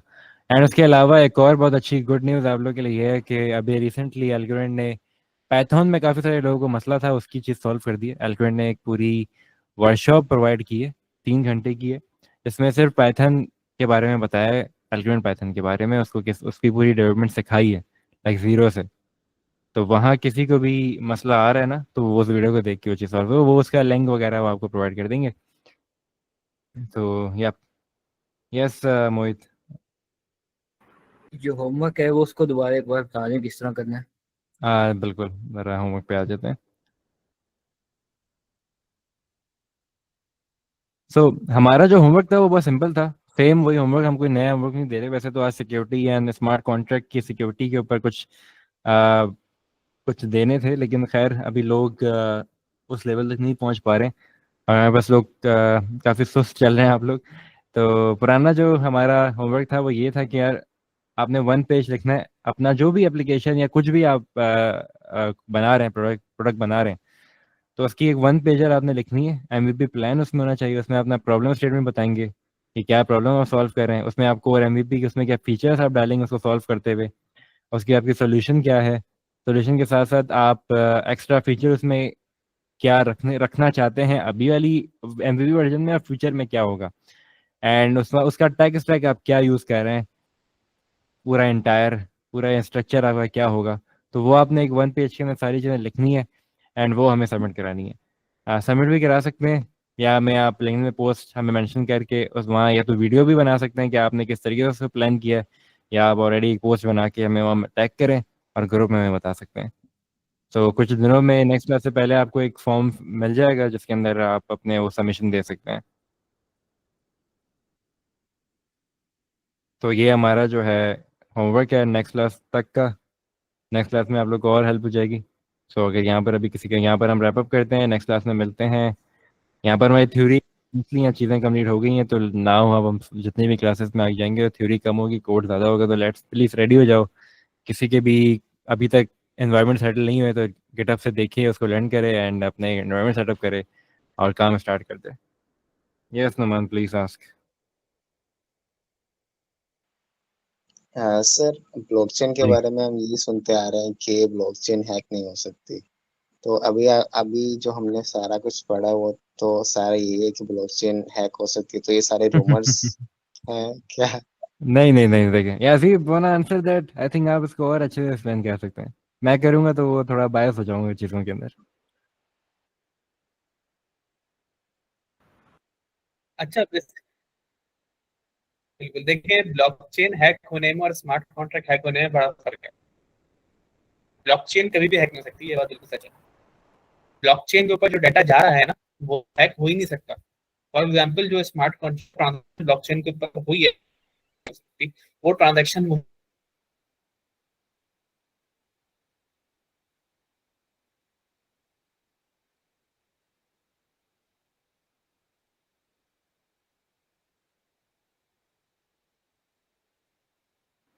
फॉर्म में उसको अपने पास रखना। आपको मेरी आवाज आवाज़ का तो थोड़ा सा मसला हो रहा है अभी इंटरनेट का। हेलो? अच्छा, एक मिनट, आई मेरे थिंक को आप फ्री है, थोड़ा इशू दोबारा आप हो थोड़ा गया था, बोल। तो मैं ओके। देखें, ब्लॉकचेन हैक होने में और स्मार्ट कॉन्ट्रैक्ट हैक होने में बहुत फर्क होता है। ब्लॉकचेन कभी भी हैक नहीं होती। ब्लॉकचेन कभी भी हैक नहीं होती, और ये बात बिल्कुल सही है कि ब्लॉकचेन हैक नहीं होती। एक होता है स्मार्ट कॉन्ट्रैक्ट हैक होना। फॉर एग्जाम्पल, स्मार्ट कॉन्ट्रैक्ट क्योंकि आप लिख रहे हैं, ब्लॉकचेन आपने लिख रहा है। ब्लॉकचेन के ऊपर जो डाटा चला गया वो वैसे का वैसे ही रहेगा, उसको आप चेंज नहीं कर सकते। फॉर एग्जाम्पल, अगर हम डेटाबेस की बात करें, डेटाबेस के अंदर क्या होता है, अगर किसी का सर्वर हैक हो जाता है तो क्या होता है, डेटाबेस का चेंजेस कर देता है। तो डेटाबेस के अंदर क्या है, डेटाबेस में चेंजेस नहीं अंदर, क्योंकि ना यहाँ पे डिलीट हो सकता है, ना यहाँ पर कुछ अपडेट हो सकता है। ब्लॉकचेन के अंदर ना कोई चीज डिलीट होती है, ना कोई चीज अपडेट होती है। अब आती है स्मार्ट कॉन्ट्रैक्ट की। अब स्मार्ट कॉन्ट्रैक्ट जो लिखा गया है ना, वो सेव कहाँ पर हो रहा है, वो जाके हो रहा है ब्लॉकचेन के ऊपर। ठीक है। अब वो जो स्मार्ट कॉन्ट्रैक्ट ब्लॉकचेन पे जाके सेव हुआ है, उसको कोई भी चेंज नहीं कर सकता उस डाटा को। लेकिन अब जो स्मार्ट कॉन्ट्रैक्ट के अंदर लॉजिक लिखी गई है, वो तो ब्लॉकचेन ने नहीं लिखी, वो तो आपने लिखी है। वो तो ब्लॉकचेन ने नहीं लिखी, वो तो आपने लिखी है। आपने सिर्फ और सिर्फ उस लॉजिक को ले जाके सेव करवाया है ब्लॉकचेन के ऊपर। तो वो जो आपने गलतियां करी है ना, वो ब्लॉकचेन में नहीं करी, वो आपने करी है स्मार्ट कॉन्ट्रैक्ट के अंदर। तो स्मार्ट कॉन्ट्रैक्ट के अंदर अगर आपने, फॉर एग्जांपल, मैं आपको समझाता हूँ। फॉर एग्जांपल, एक स्मार्ट कॉन्ट्रैक्ट वॉलेट है। आपने उस वॉलेट को क्या किया, आपने उस वॉलेट के विड्रॉल के फंक्शन को पब्लिक कर दिया। तो जो भी बंदा आएगा वो निकाल लेगा वहां से पैसे। तो इसमें ब्लॉकचेन की तो गलती नहीं है, अब इसके अंदर गलती आपकी है, क्योंकि उसकी जो लॉजिक है वो आपने लिखी है। ब्लॉक अब जो प्रोग्रामिंग है वो क्या होती है, प्रोग्रामिंग ये कहती है कि ब्लॉकचेन जो है, जो स्मार्ट कॉन्ट्रैक्ट है, वो क्या कर रहा है, कह रहा है कि लॉजिक आप लिखो, अपने पास सेव करके मैं रखूंगा, अपने पास सेव करूंगा मैं इसको, इसके अंदर कोई भी चेंज नहीं कर सकता। फॉर एग्जाम्पल, आपने एक विड्रॉल की लॉजिक लिखी और वो लॉजिक जाके कहाँ पर सेव हुई, ब्लॉकचेन के अंदर। अब उस विड्रॉल की लॉजिक को कोई भी चेंज नहीं कर सकता, लॉजिक को कोई भी चेंज नहीं कर सकता। लेकिन अगर आपने उस लॉजिक के अंदर गलती करी हुई है, तो वो तो कोई ना कोई उसका आगे फायदा उठाएगा। तो कोई ना कोई उस लॉजिक का फायदा आके उठाएगा। अगर आपने वो लॉजिक लिखी है विड्रॉल की, और उस लॉजिक को लिखकर आपने उसको पब्लिक कर दिया फंक्शन को, और वो पब्लिक फंक्शन है, तो वहां पर कोई भी आएगा और विड्रॉल कर लेगा। अब इसमें ब्लॉकचेन की तो गलती नहीं है, ब्लॉकचेन ने आपके मेथड को तो अपने पास सेव किया है ना बिल्कुल सही से। तो उसमें ब्लॉकचेन की गलती नहीं है, इसमें तो आपकी गलती है कि आपने उस मेथड को पब्लिक क्यों किया। हाँ, अगर आपने उस मेथड को पब्लिक नहीं किया होता और फिर कोई बंदा ब्लॉकचेन हैक करता, और ब्लॉकचेन हैक करने के बाद उस मेथड को पब्लिक खुद कर देता, तो ये हम कह सकते हैं ब्लॉकचेन हैक हुई है। लेकिन अगर आपने खुद उस मेथड को पब्लिक किया है और उसका कोई फायदा आके उठा रहा है, तो आप ये नहीं कह सकते कि ब्लॉकचेन हैक हो गई। आई थिंक आपको मेरा आंसर समझ में आया होगा। हाँ, यस सर, मैं समझ गया। भी दूसरी चीज, ये सारे अटैक्स और हैकिंग सीखे स्मार्ट कॉन्ट्रैक्ट हैक करना कौन सिखाएगा? यार ये तो इसके लिए तो आपको कोर्स करने पड़ेंगे, इससे पहले आपको स्मार्ट कॉन्ट्रैक्ट डेवलपर बनना पड़ेगा। और हैकिंग अटैक्स तो अगर आप हैक करें फिर बिल्कुल सर ऐसे मैं ये आपको बात आपने बताता हूँ। अच्छी की है कि सबसे पहले स्मार्ट कॉन्ट्रैक्ट के डेवलपर बनना पड़े, वो पहले वो बन जाए कि फिर उसके बाद हैक करें, क्योंकि हैक करने से हाँ पहले अंडरस्टैंड भी तो होना चाहिए कि हैक किस चीज़ को कर रहे हैं, क्या चीज़ है। बिल्कुल बिल्कुल। तो उसके लिए फिर होता ही है कि मैं आपको बताता हूँ, बहुत सारी साइट्स हैं, कोड फॉरिना है, कोड हॉक्स है, और इसके अलावा भी बहुत सारी जो कि जहाँ पर पब्लिक ऑडिट्स होते हैं। यहाँ पर क्या होता है, या मैं अगर आपको दिखाऊं अभी अपने पास open करके कोड फॉरिना। सो बेसिकली जिनको शौक है ना हैक का, तो इससे मुझे पता लगता है कि आप लोग हैकिंग की तरफ मत जाओ, ऑडिटिंग की तरफ चला जाओ तो बेटर है। सही है। तो वो भी क्या सिमिलर यही है कि आपके वो जो एक कीड़ा कीड़ा हम किसको कहते हैं ना, वो चीज़ खुश हो जाएगी कि हाँ यार को मैं कुछ कर रहा हूँ, मैं वर्नरेबिलिटीज निकाल रहा हूँ मैं या ऑडिटिंग जो है वो एक तरीके से हैकिंग ही होती है, क्योंकि आप क्या करते हो, आप बस सिर्फ क्या कर रहे हो, व्हाइट कॉलर हैकिंग कर रहे हो। कि आप जो है ना उनको जहाँ जिस लाइन ऑफ कोड के ऊपर हैक हो सकता है ना, तो आप उनको बता रहे हो कि हाँ जी इस लाइन ऑफ कोड पे हैक हो सकता है, आप ये कोड चेंज कर दो यहाँ से। तो वो मेन नेट पे जाने से पहले वो उसको चेक करेंगे टेस्ट नेट के ऊपर कि आपने उसको वाकई आपने बिल्कुल सही बात बताई है या नहीं बताई, कि वाकई इस लाइन ऑफ कोड के ऊपर हैकिंग अटैक हो सकता है। वो चेक करेंगे, फिर वो चेक करने के बाद अगर उनको लगेगा हाँ जी आपने बिल्कुल सही बताया, तो आपको रिवॉर्ड भी देंगे। मैं आपको एक चीज दिखा रहा था कि अगर आप अपने पास कोड फोरिना की .com को खोलेंगे, मेरे पास थोड़ा इंटरनेट इशू आ रहा है, आप प्रेजेंट कर रहे हैं। तो बाद आप अपने उस जी बग बाउंड्रीज होती हैं, तो फाद अगर आप अपने पास कोड फोरिना, क्योंकि आपकी स्क्रीन भी शेयर हुई है, तो आप अगर कोड फोरिना की इनको आप एक वेबसाइट खोल के दिखा दें। एक सेकेंड।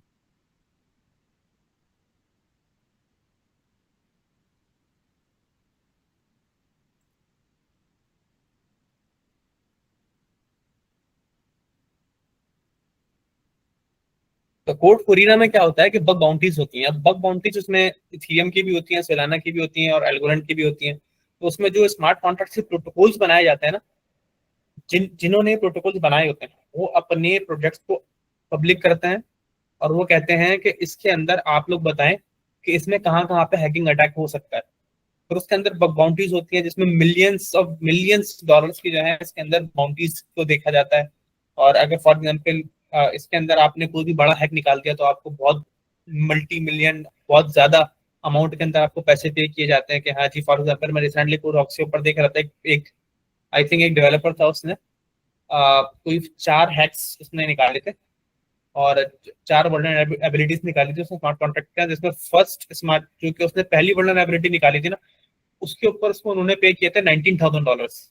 उसके अलावा जो दूसरी निकाली थी, फिर उसके अंदर बहुत सारे वो होते हैं, एक होती है हाई वर्नरेबिलिटी, एक होती है मिडिल वर्नरेबिलिटी, एक होती है लो वर्नरेबिलिटी, और उसके ऊपर लाइक्लीहुड्स होते हैं कि कितने कितने।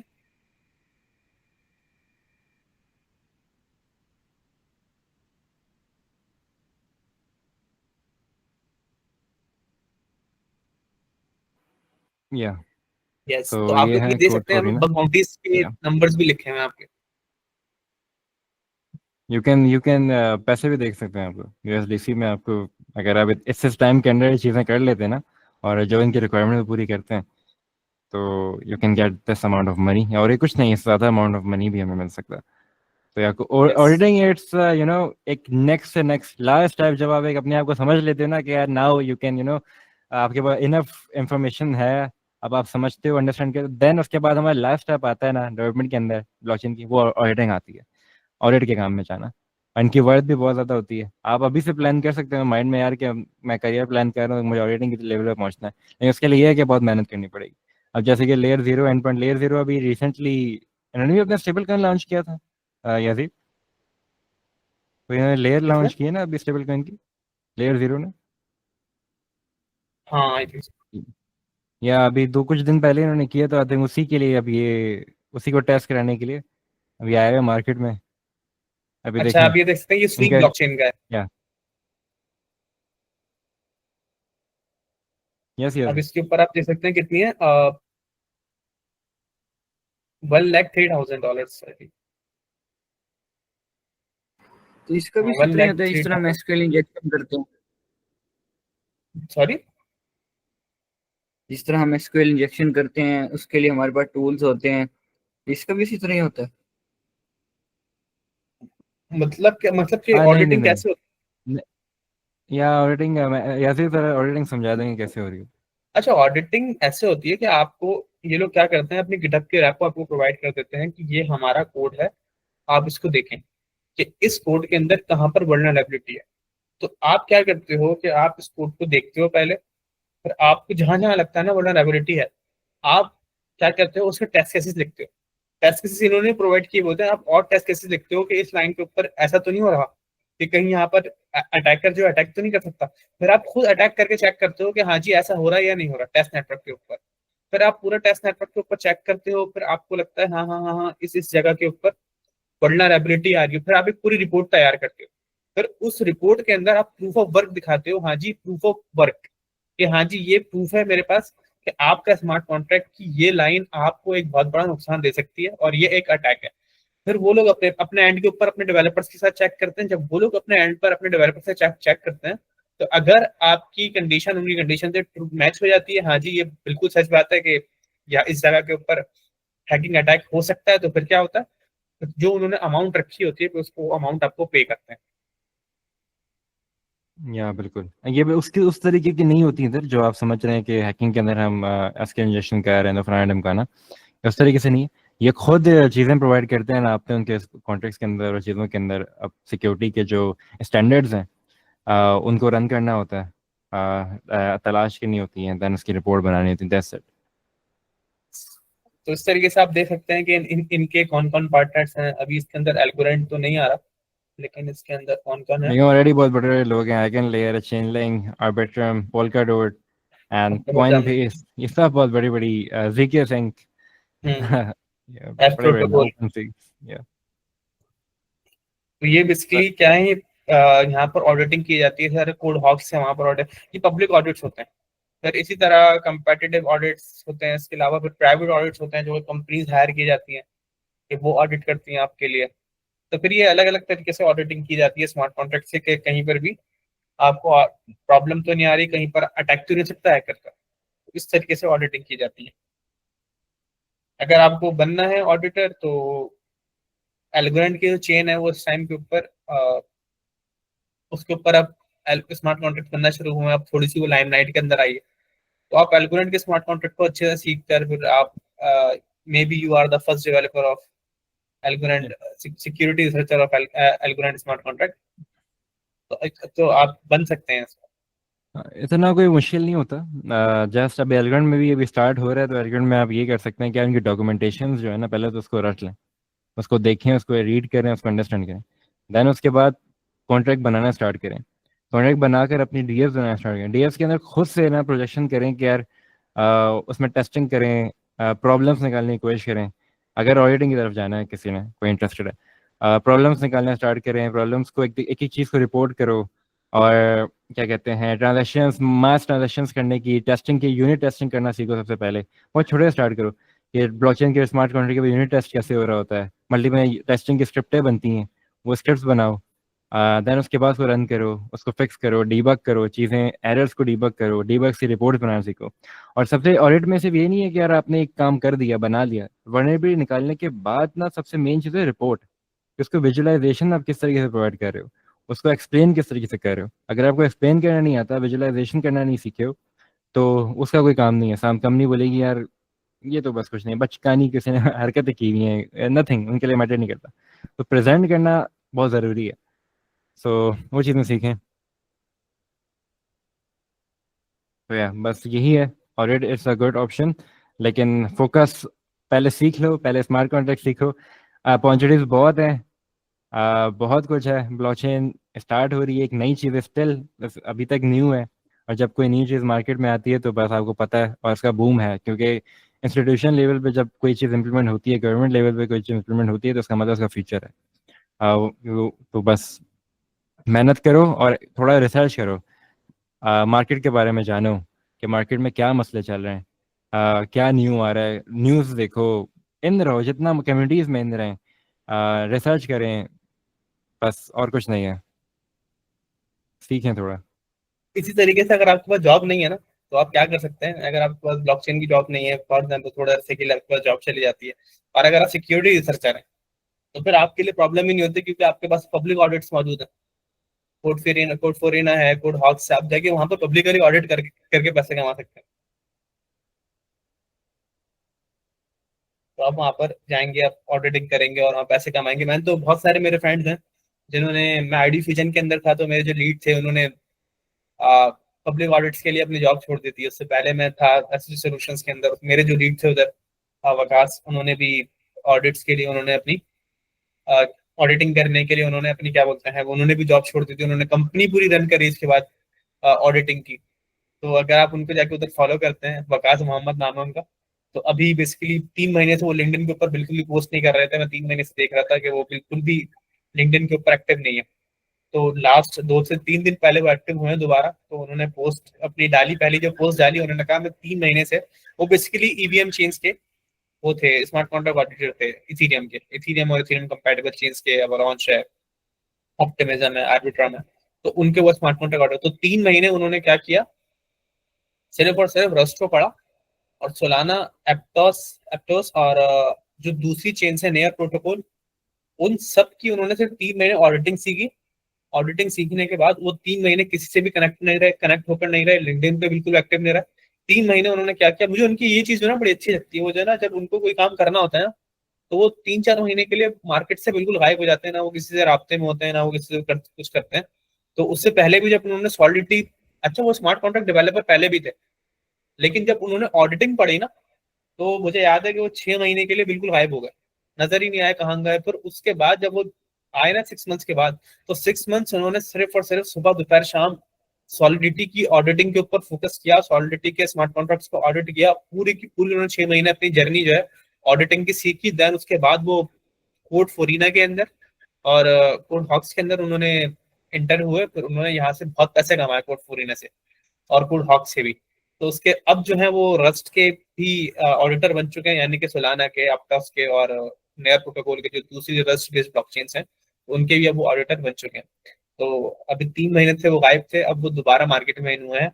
तो इस तरीके से मुझे वो उनकी चीज बड़ी अच्छी लगती है कि वो 2-3 महीने के लिए बिल्कुल गायब हो जाते अब ये आप ये मत अंडरस्टैंड कीजिए आप लोगों ने गायब होना है। ज़रूरी नहीं है, लेकिन अब बताने का मकसद ये है कि यार मेहनत करनी है, लग जाना है, ठीक है। भूल जाओ हर चीज़, इधर बस फोकस करना है, टाइम वेस्ट नहीं करना। हम लोग का मसला ही है, हम टाइम वेस्ट बहुत ज़्यादा करते हैं। सो अब, और ना टाइम वेस्ट करते हुए आज की क्लास यहाँ डन करते हैं, बहुत सारे अदर भी काम है। सो अगर किसी का सवालात नहीं है तो ऑलरेडी बहुत लेट हो गया। हैं। अगर आपको बात करनी हो, मैं उनका आपको लिंक्डइन प्रोफाइल भी आपके साथ शेयर कर देता हूँ। यस नुमान।